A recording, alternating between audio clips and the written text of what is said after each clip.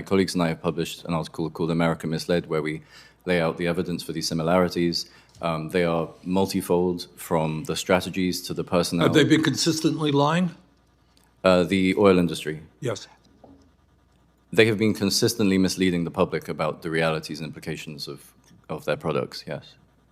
And if you have a huge entity in the United States, the fossil fuel industry, the oil companies, misleading the American people, not allowing us or having the information to take the kind of actions that we should have taken dozens of years ago, what are the implications of that?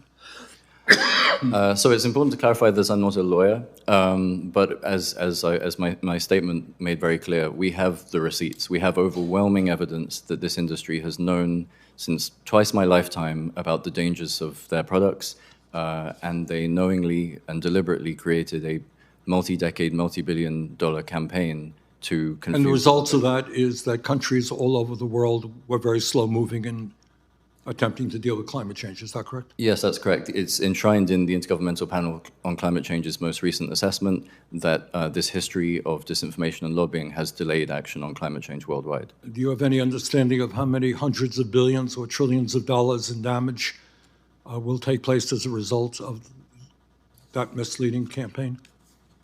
It's hard to ascribe specific dollar values to specific actions because obviously we live in a complex, multi-connected society. But at the same time, and also I'm not an economist, but economists have studied this, estimate that by around 2030, the consequences of global warming could include a $240 billion COVID-like economic shock every 5 years. So every 5 years. Yeah. Well, in my view, it should not be state government or the federal government having to pick up the bill.